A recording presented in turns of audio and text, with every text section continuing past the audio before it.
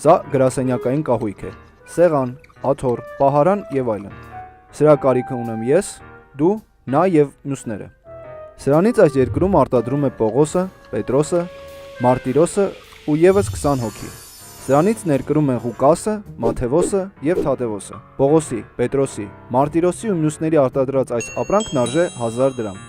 Ղուկասի, Մաթեվոսի ու Թադևոսի ներկրածը մինչև վերջերս նույնպես արժեր 1000 դրամ։ Նրանք յուրաքանչյուր ներկրած սեղանի համար սահմանին պետությանը վճարում էին 300 դրամ։ Բայց Թադևոսը գնաց Կառլոսի մոտ, որը մաքսատուրք է հավաքում սեղաններից, ու նրան խոստացավ 100 դրամ յուրաքանչյուր ներկրած սեղանի համար։ Ու նրանք թաքուն համաձայնության եկան, որ Թադևոսն այսուհետ ամեն սեղանի համար կվճարի ոչ թե 300 դրամ, այլ 100 դրամ մաքսատուր։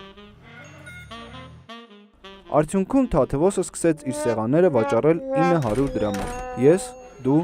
նա եւ մյուսները որոշեցինք 100 դրամ տնտեսել եւ գնել Թադևոսի բերած սեղանները։ Պողոսը, Պետրոսը, Մարտիրոսն ու մյուս 20 հոգին չկարողացան գինի իջեցնել։ Նրանք դադարեցին սեղան արտադրել։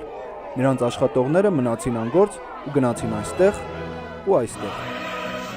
Ղուկասն ու Մաթեվոսն էլ դադարեցին ներկրել սեղաններ ու իրենց ներկրածից պետության գանձարանին գումար վճարել։ Այժմ Թադևոսից բացի չկա ուրիշ մեկը, որ սեղան բերի կամ արտադրի։ Թադևոսը մտածեց.